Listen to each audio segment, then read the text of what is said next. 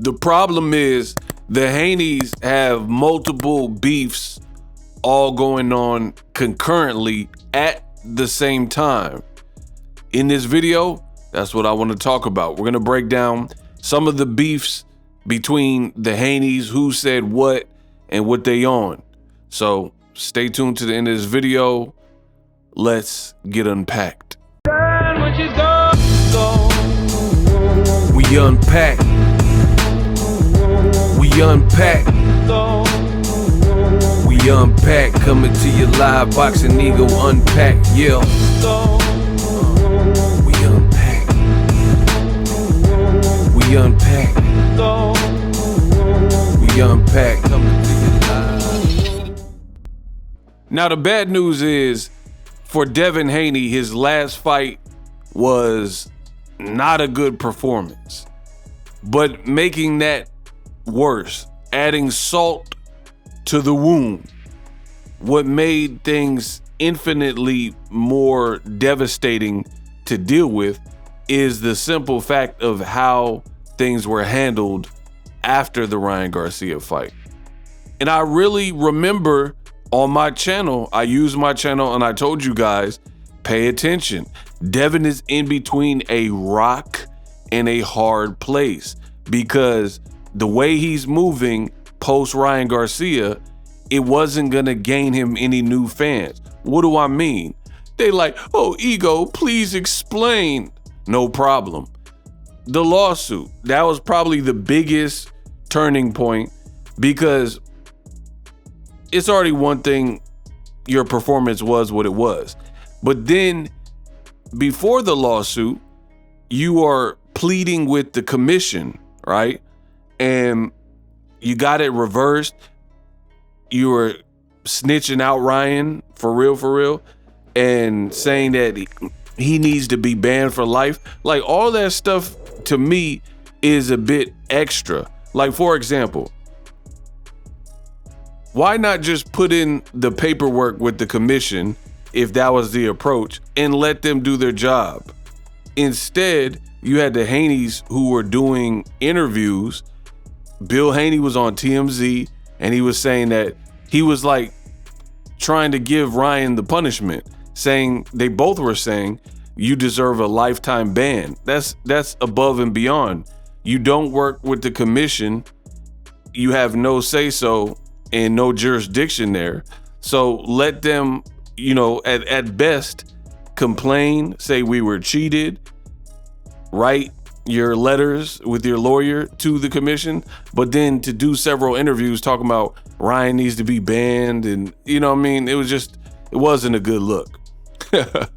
You guys can say whatever you want. It is what it is. So that was just that. Then you got the loss overturned. Fine. You're back undefeated. You're an undefeated fighter. And, people aren't going to forget what they seen, but at least your record is blemish free, right? And the day the information came out that the fight got overturned and it was now ruled a no contest. Mind you, I made videos in real time.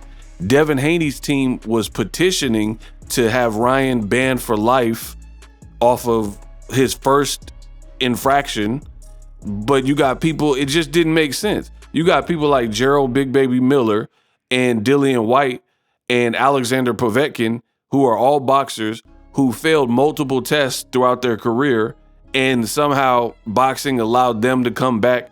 Ryan has this freak situation where he has his best career win and he only fails the week of the fight, no time before in training camp, but only on the week of the fight, he failed multiple tests. It just looked weird, kind of a weird situation, but you're responsible for what's in your system. It is what it is. So I get that, but you want a lifetime ban. You want Ryan jammed up and you're pleading with that. And the Haneys also, and I made videos in real time when this was going on, they pleaded to the commission to have the fight turned into a victory, not just a no contest, no decision. And I told you guys, if you remember on my channel, that wasn't going to happen. I said, I don't work for New York State Athletic Commission, but I don't see them creating a new trend and setting a precedence for Devin Haney by going above and beyond a no contest, no decision, which is how they typically handle a banned substance PED test fail, right? So the Haneys got greedy with it. You know what I mean? They got greedy with it. And it happened again.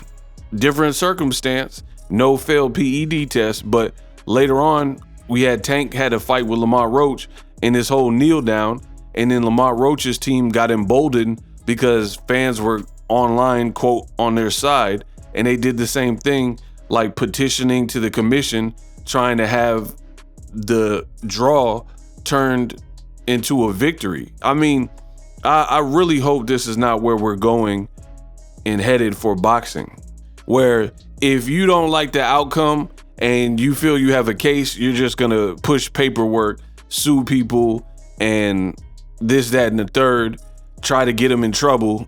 You know what I mean? Try to get them in trouble with the commission, try to get them banned for life and all that type of stuff. To me, it wouldn't be great for the sport of boxing. It really wouldn't be great. I understand nobody wants to feel cheated. Ryan is claiming it was a tainted supplement. I mean, for real, if we're really being honest, you can assume like, nah, he cheated and he did it on purpose, but we really don't know.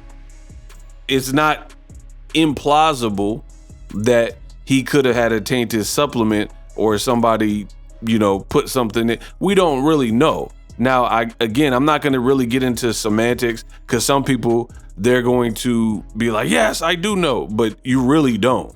You really don't know what went on there, because here's the thing. If you knew so much, then how come you didn't predict it before it happened, right?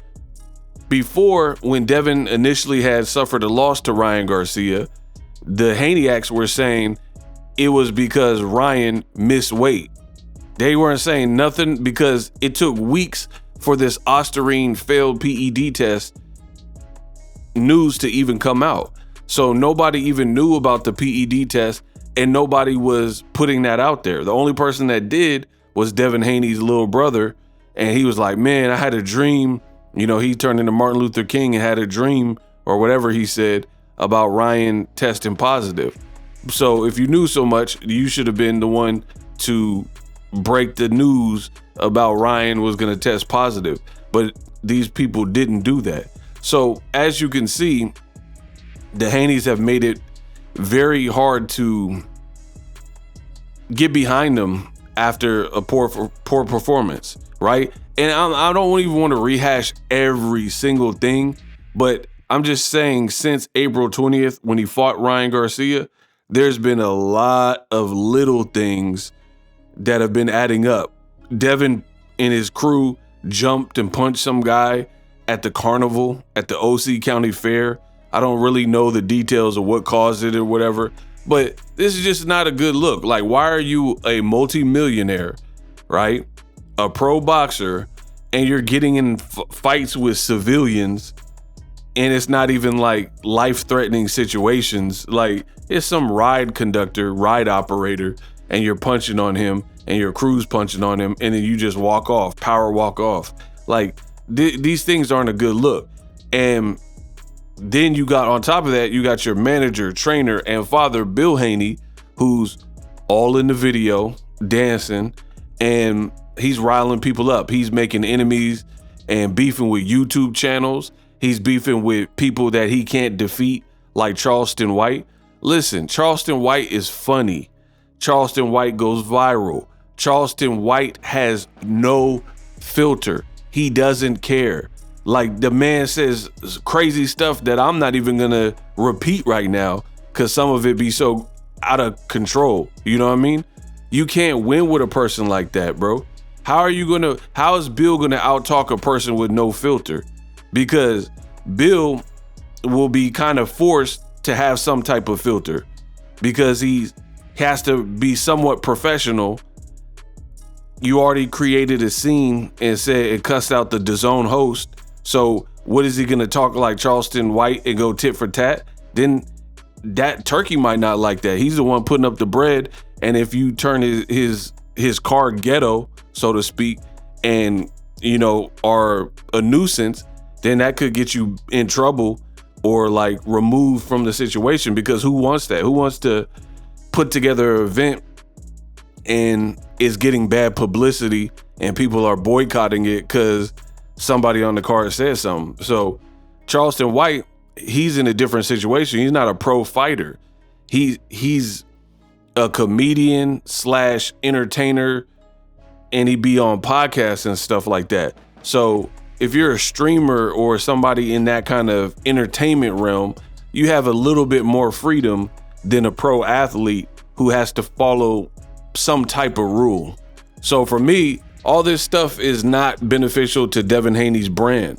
It's so many little things that have just been adding up. This is why you guys got to subscribe to my channel, because I went over them in real time.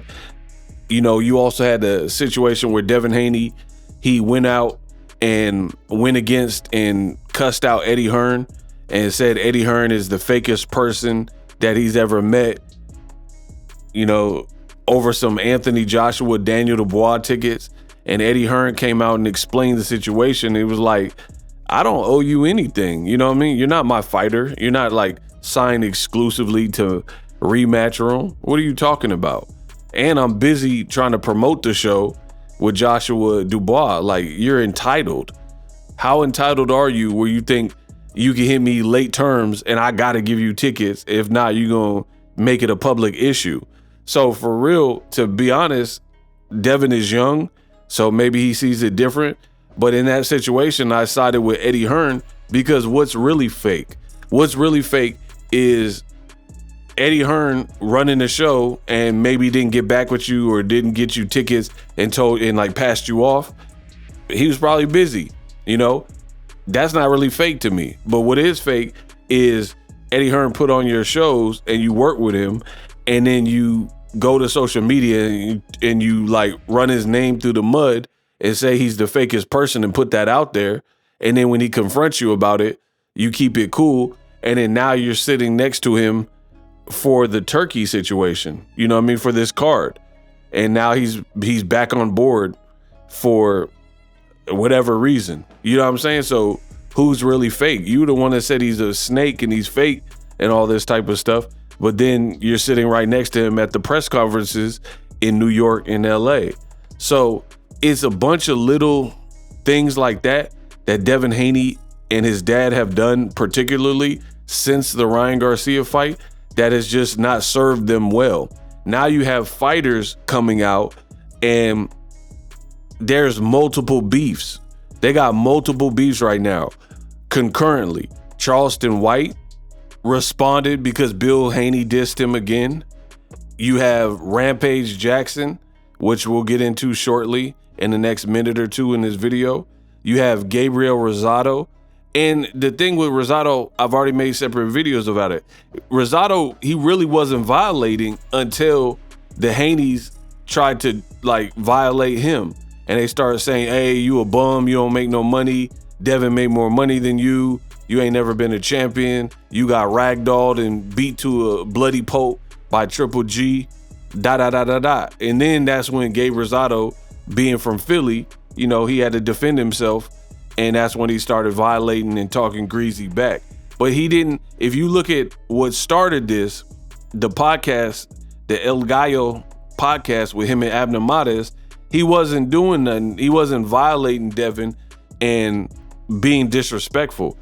All he said in a nutshell, and again, I've already made a video about that, was Devin Haney shouldn't have picked Jose Ramirez.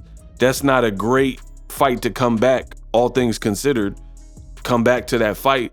That's not where you want to be, because Ramirez is a former champion. He has some power, and it's kind of a crossroads fight for him.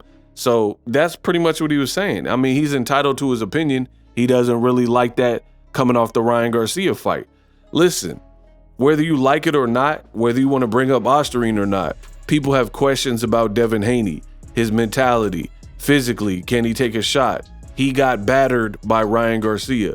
He was getting mollywopped by Ryan Garcia. So Gabe Rosado has every right to have doubts and have questions. You know what I mean? Errol Spence. The way the Crawford fight played out, people are gonna have questions about him. And y'all know I'm a big fan of Errol Spence Jr., but I'm also a big fan of the truth. And you're only in boxing as good as your last performance. With that being said, the way Errol performed with Bud, and he's been off for like 2 years since then with no fights, new weight class, people are going to have doubts. That's just the way it works, Caleb Plant, when he lost to Canelo and lost his belt, I'm sure people had doubts, and he had to beat Anthony Durrell and, have go toe-to-toe with David Benavidez and hold his own and build his brand back up. You know what I mean? It's kind of what it is. It is what it is. So the Haneys come across as super entitled. Why do you think you don't have to go through that? Because you feel cheated. Whether you feel cheated or not, the reality is the performance wasn't good. You seem very susceptible to the left hook.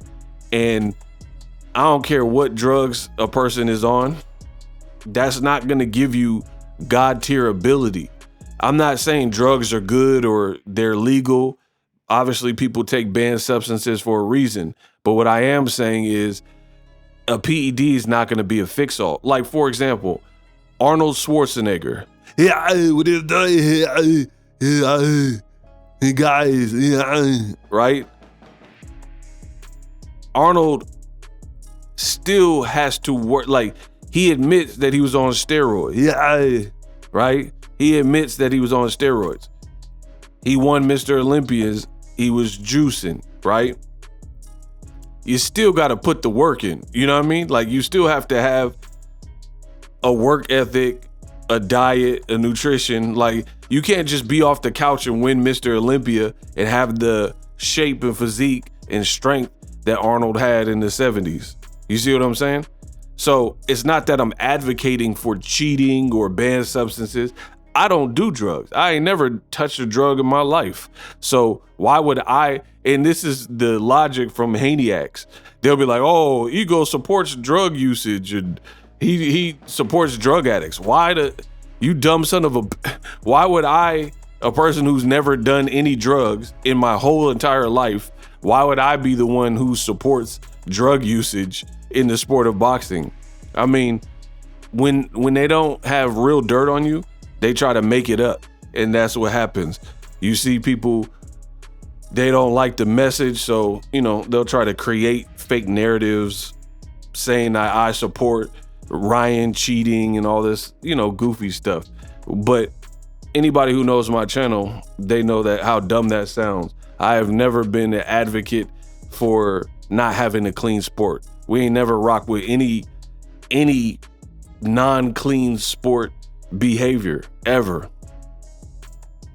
But I think it's a bad look when you have so many beefs going on. Charleston White, Gabe Rosado, beefing with YouTube channels, arguing on Twitter, Rampage Jackson. And in the brand new interview with Fight Hub TV, this is what Rampage Jackson had to say about Devin Haney.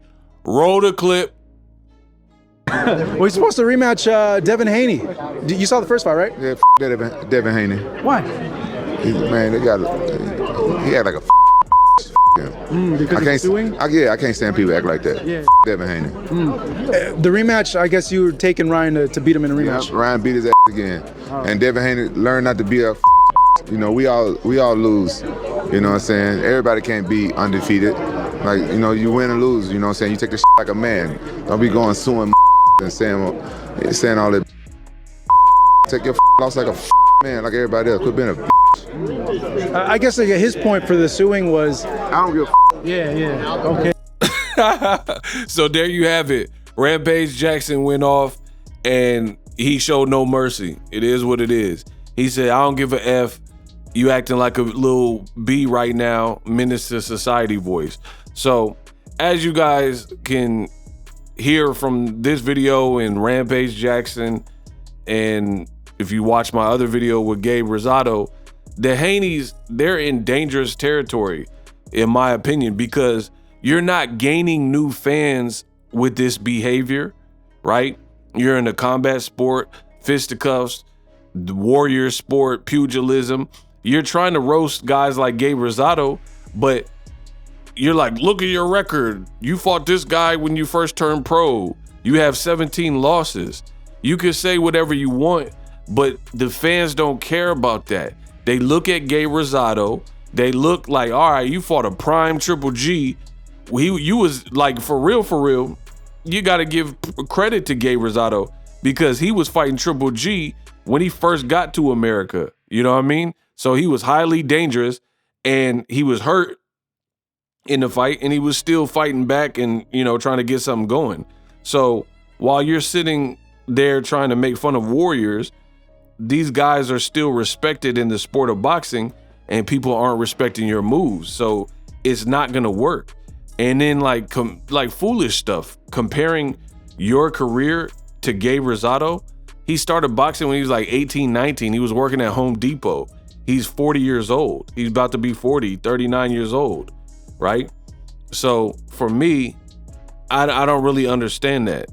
He's fought everybody from J. Leon Love to Triple G, Jermell Charlo, Josh Clottey, Willie Monroe, Glenn Tapia, Martin Murray, Shane Mosley's son, Jaime Munguia, Beck the Bully, right? Mad Selecki, Jesus Soto Caras, Alfredo El Perro Angulo, like Kasim Uma, who was popping back then.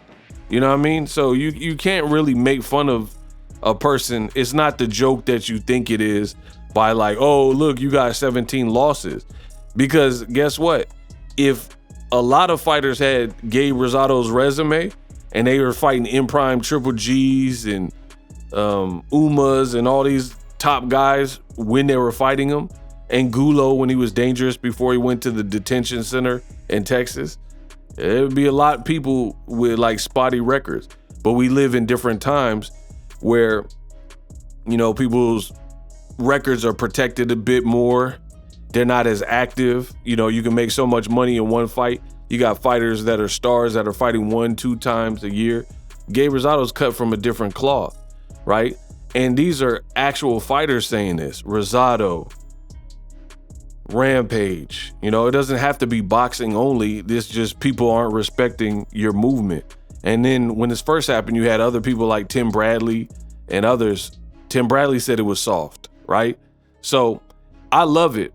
I love it because pressure bursts pipes or makes diamonds. So we're going to see in the next few fights how Devin Haney handles all of this stuff. And this is fun times in the world of boxing because we have his next fight. It's on a big card. There's pressure there and we'll see, you know.